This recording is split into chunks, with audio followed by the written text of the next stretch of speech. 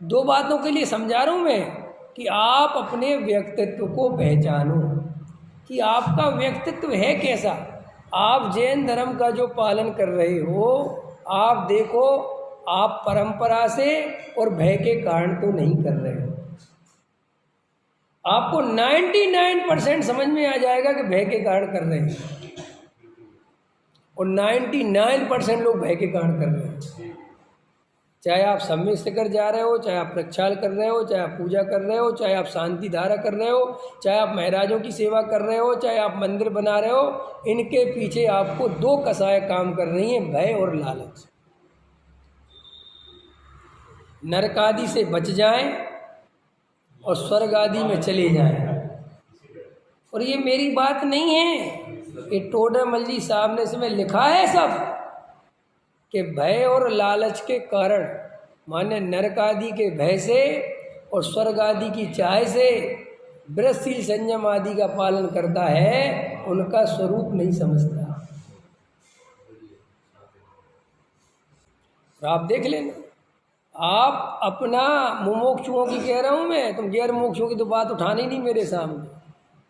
आप भी, और मैं क्यों कह रहा हूँ, ऐसा मुमुक्षु की क्यों कह रहे हैं भैया, सम्यक दर्शन के बिना तुम कितने ही समय सार पढ़ो, कितने ही मोक्ष मार्ग प्रकाशक पढ़ो, कितने ही पंडित विद्वानों को सुनो, भय और लालच खत्म होने वाला नहीं है। जब तक भेद ज्ञान नहीं चलेगा, तत्व विचार नहीं होगा, तत्व निर्णय नहीं होगा, सम्यक दर्शन की प्राप्ति नहीं होगी, तब तक ऊपर ऊपर से भले ही आप मुमुक्षु बन जाओ, धार्मिक बन जाओ, समझ में आया कुछ भी, जो भी आपको लगता है, आप अंदर से वही के वही रहोगे। क्योंकि अंदर से बदलने के लिए अंदर बदलना पड़ता है, बाहर से काम नहीं चलता। और आप सारा काम कहाँ से चला रहे हो? अच्छा, आप मुमुक्षु बन गए, कैसे बने आप मुमुक्षु? इसकी परीक्षा कर लो। आप मुमुक्षु की जब परीक्षा करोगे तो आप अंतरंग से नहीं बने, आप बहिरंग चीज़ों से प्रभावित होकर बने। बहिरंग चीज़ें समझ गए? ये लोग बहुत अच्छे हैं, स्वाध्याय करते, 2 टाइम स्वाध्याय करते, कसाय इनकी मंद होती है, देखो उन लोगों के घरों में आलू प्याज नहीं बनता, ख्याल में है ना, वो कितने शालीन होते हैं, कितने बढ़िया होते हैं। ये सारी चीज़ें काहे की हैं?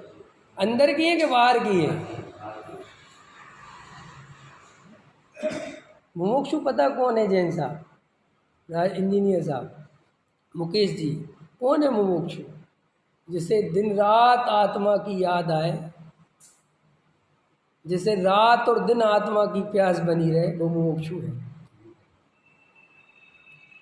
इसके अलावा और कोई मुमुक्षु नहीं है। भले ही वो शुद्ध तेरा पंतामना को मानता है, गुरुदेव की फोटो लगा रखी है, भले ही वो मुमुक्षु कहलाता है, लेकिन उसे आत्मा की याद केवल स्वाध्याय के टाइम पे आती है, वो मुमुक्षु नहीं है। तो आपको ख्याल में आ गया? आपको पहले नंबर पर आपको अपना व्यक्तित्व पहचानना है कि मैं हूँ कैसा, मैं क्या है मेरे जीवन का असलियत। आपको पता ही नहीं है, आपने अपने अंदर इतनी कसाई दबा रखी है परिस्थिति के कारण। काय के कारण?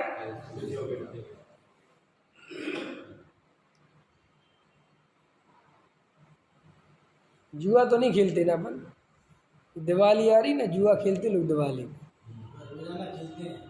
हैं। जुआ, अरविंद जी जुआ तो नहीं खेलते? पंडित जी ऐसा मत को, रिकॉर्ड हो रहा, कोई पूछ ले कौन से अरविंद जी है, ख्याल में है कि नहीं है? नहीं, हमारे अरविंद जी जुआ तो क्या, जुआ का नाम लेना ही पाप समझते। अब तो ठीक है ना, अब ठीक ख्याल में है ना? तो हम जुआ नहीं खेलते साहब। क्यों नहीं खेलते आप? क्या कारण है?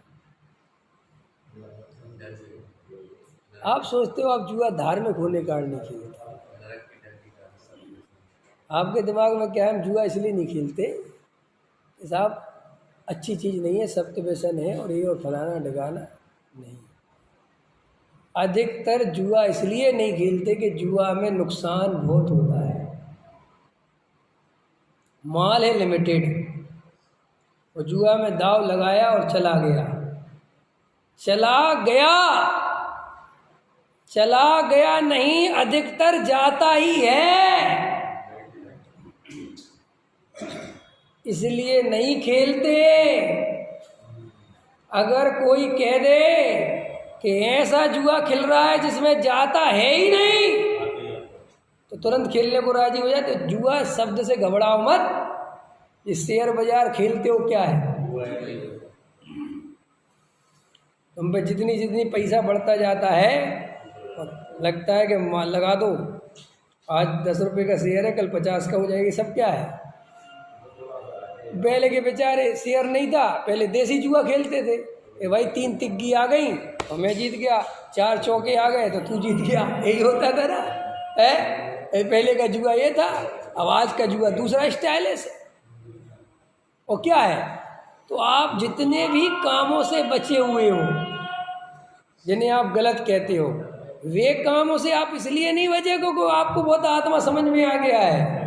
आप थोड़े से बुद्धिशाली लोगों में से शामिल हो जो ये समझते हो कि यार ये काम बदनामी भी देता है, ये काम नुकसान भी देता है, घर परिवार बर्बाद भी हो जाता है, इसलिए ये काम नहीं करता। मैंने उदाहरण क्यों दिया अरुण जी? ये उदाहरण मैंने मात्र आपको इसलिए दिया है कि आपको अपना असली चेहरा दिखने लग जाए कि मैं रियल में हूँ कैसा। आपने इतने मुखौटे ओढ़ लिए ऊपर से, इतना अपने को ढक लिया है कि आपको अपनी असलियत पता ही नहीं है कि आप क्या चाहते हो सकता है एक आदमी के साथ आप जिंदगी भर रहते हो, एक पत्नी एक पति के साथ जिंदगी भर रहती है, और हो सकता है उसने उससे कभी प्रेम सच्चा किया ही नहीं। एक पति अपनी पत्नी के साथ जिंदगी भर रहता है और हो सकता है उसने उसे कभी प्रेम सच्चा किया ही नहीं। ऐसा हो सकता है कि नहीं? हो सकता नहीं, होता ही है। आपको क्या लगता है आप प्रेम करते हो? भ्रम मत पालना, क्योंकि आप जिन चीज़ों से प्रेम करते हो, जो आपने कल्पनाएं कर रखी थी, वैसी पत्नी आपको नहीं मिली है। और आपने जैसे पति के बारे में कल्पना कर रखी थी, वैसा आपको पति नहीं मिला है। घबराना नहीं, क्योंकि मिलने की कोई स्थिति है ही नहीं। 2 व्यक्तित्व एक कैसे हो सकते हैं? लेकिन आप तलाक होने लगे ना, अब लोगों को हिम्मत आ गई। पहले भी तलाक बहुत होते थे, लेकिन अंदर ही अंदर होते थे, बाहर नहीं होते थे। डरो मत जैन साहब। विवेक जी बिल्कुल डराते नहीं और डरते भी नहीं। मैं आपको सिर्फ सत्य बता रहा हूँ कि तलाक पहले भी थे, तलाक अब भी है, और आगे तलाक आगे भी होंगे। लेकिन आपको लगता है युग बदल गया। आदमी नहीं बदला, युग भले ही बदलता है। परिस्थिति जैसी होती हैं, आदमी को वैसा जीना पड़ता है। समझ में आया जैन साहब? बजसेन जी कुछ कह लो, आप कह लो।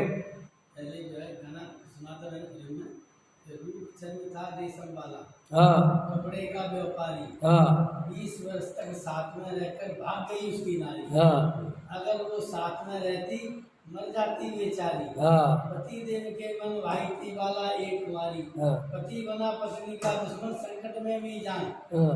जो जैसे कर्म करेगा वैसे फल देगा भगवान। है कि नहीं? बस सेन जी भी क्या सुनाते। अभी एक श्रोता हमसे कहने लगे पीछे कि बोले साहब आपकी सभा में कोई बोलता है बीच बीच में? तो बोले हाँ। मैंने कहा बोलते तो? बोले साहब हमें सुनाई नहीं देता, आप उनको माइक दिया करो। हमने कहा मेरे को ही मिल जाता है, यही बहुत है। अब सुनो, अब बस रुक जाओ शांति से।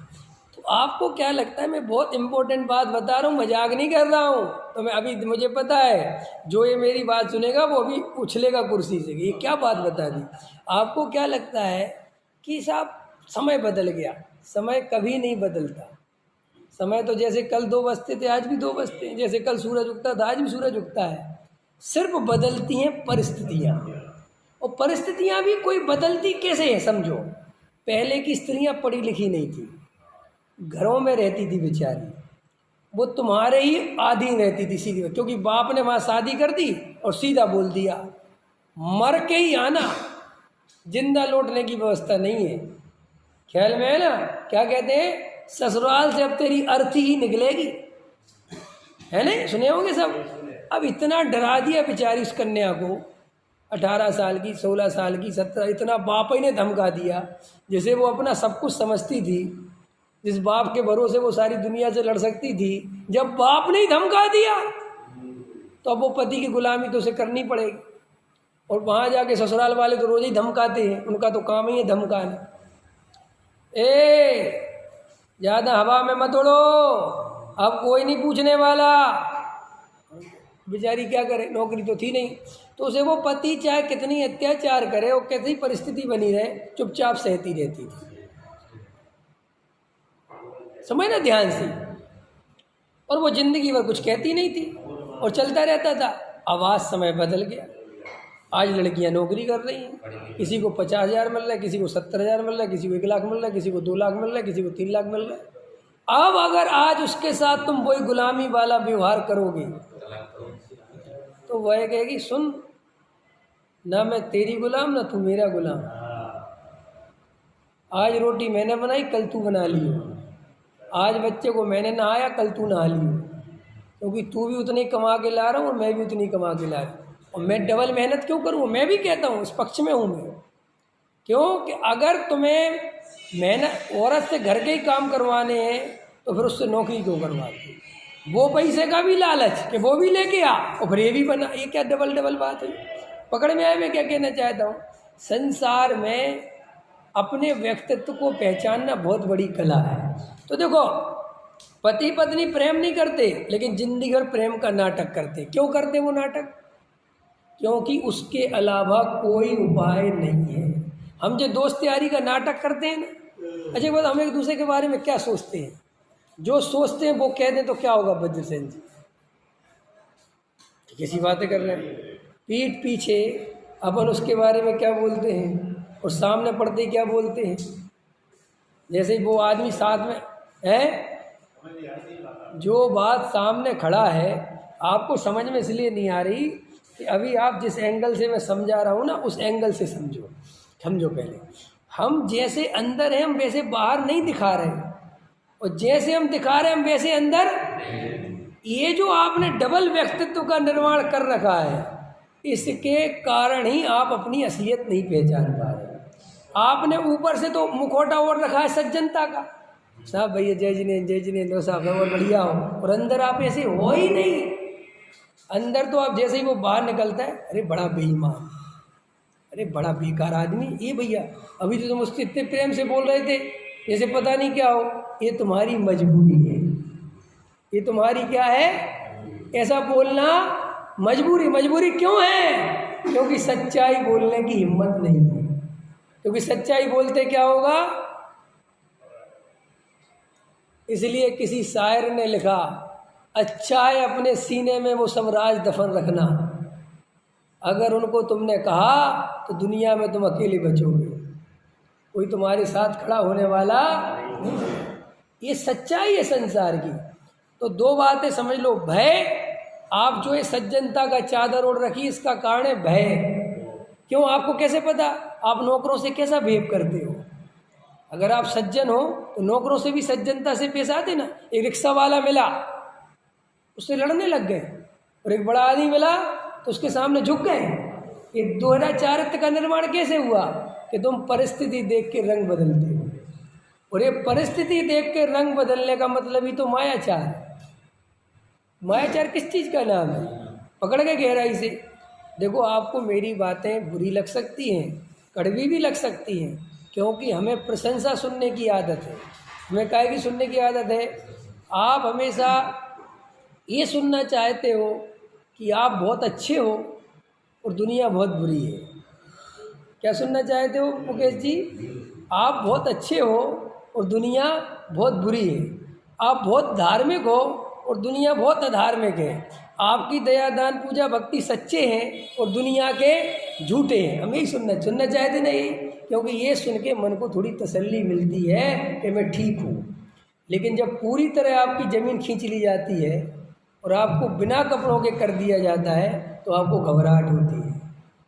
और मैं एक बात आपसे ये कह रहा हूँ कि जब तक तुम पूरे मुखौटे नहीं उतारोगे, जब तक अपना असली चेहरा तुम्हारे सामने इसलिए आज दिन भर का वर्क है आपको कि बैठ के अपने व्यक्तित्व को पहचानो कि मैं जिस आदमी से इतना घुलता मिलता हूँ, इतनी बातें करता हूँ, मैं अंदर से इससे प्रेम करता भी हूँ कि नहीं। मैं देव सात गुरु के सामने खड़ा रहता हूँ, चावल चढ़ाता हूँ, भक्ति करता हूँ, पूजा करता हूँ, मैं इनसे अंदर से प्रेम करता भी हूँ कि नहीं। ये कैसे पता चले कि भगवान तुम्हें 24 घंटे में सिर्फ मंदिर में याद आते हैं, वो भी जब प्रतिमा के सामने खड़े होते हो, इसका मतलब क्या है कि वो प्रेम नहीं है, वो परंपरा है, और परंपरा में धर्म कभी नहीं हो सकता।